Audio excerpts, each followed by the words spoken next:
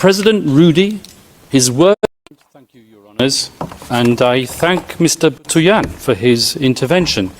But I feel that I ought to remind him that this is a court of law which decides matters on the basis of evidence, not on the basis of political demagoguery, and not on the basis of a desire to effect regime change despite the democratic will.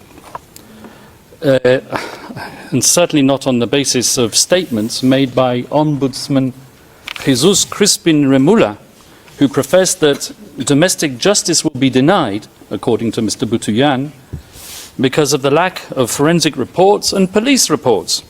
Now, I don't know which case Mr. Butuyan's metaphorical ship sailed into, but he clearly hasn't read the evidence.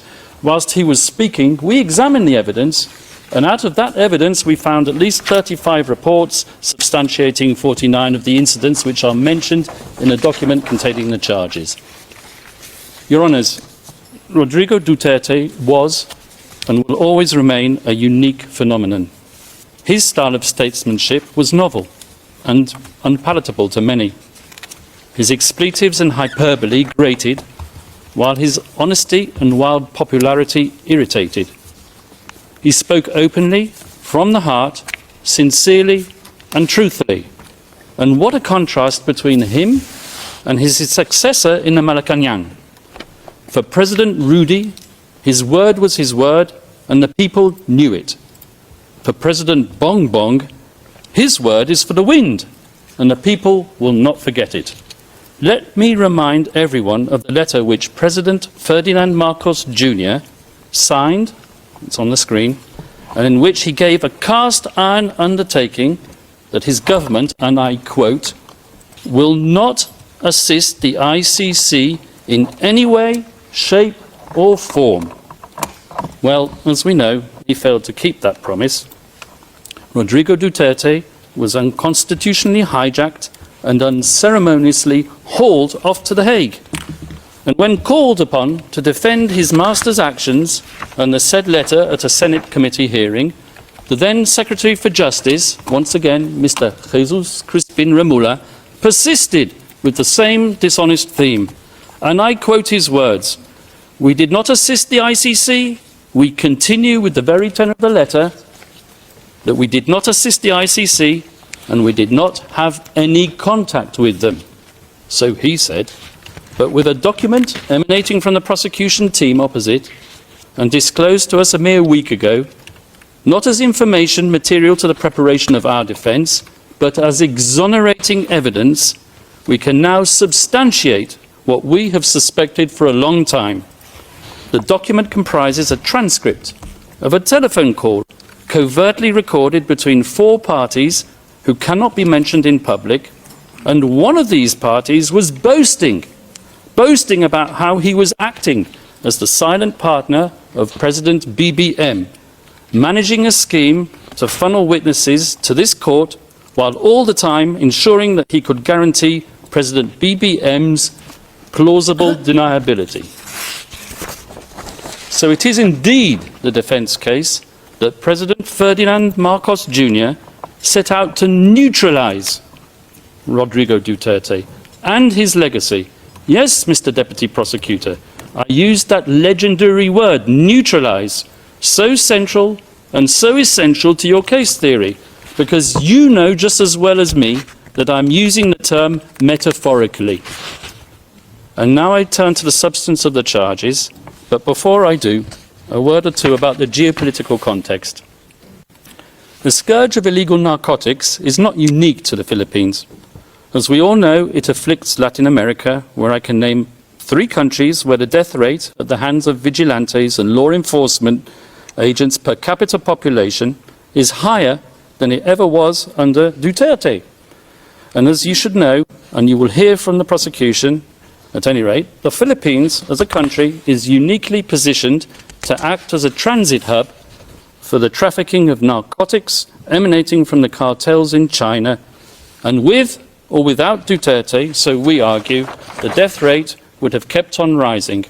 Indeed, as we will prove with statistics and reports, the death rate flowing from narcotics-related crime actually increased after Rodrigo Duterte left power.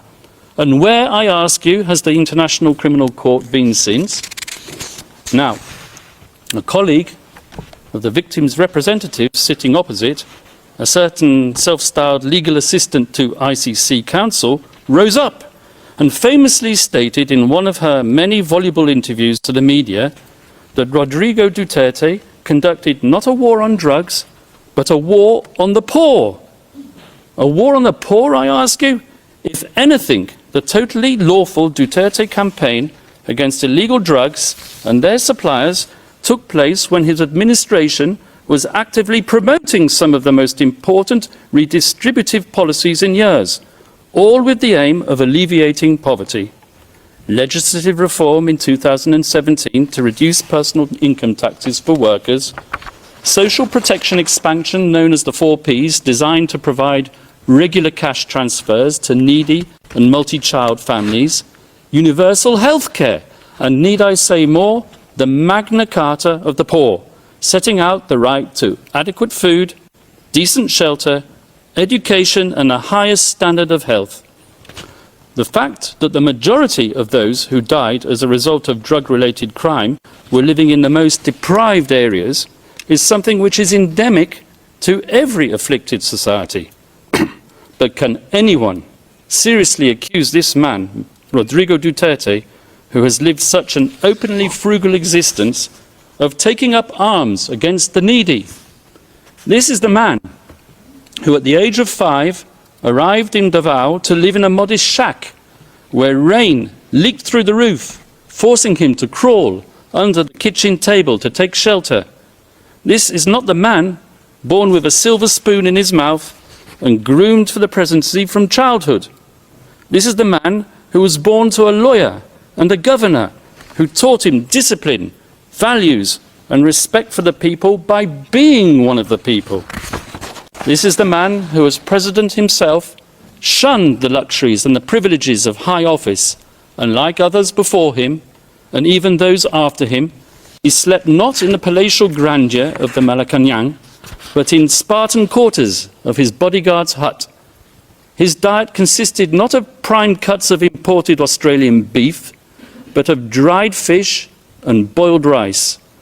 A man of simple indulgences, his pleasures were to be found not on the cocktail party circuit of Forbes Park, but on coastal roads where he roamed and cruised on his motorcycle, not looking for people to kill Mr. Prosecutor, but almost killing himself because of his love for speed. This is the man who paid and paved his way through law school, passing his bar exam in 1972, more or less on the same day as Marcos Sr.'s tanks were grinding and rolling their way through the streets after the declaration of martial law.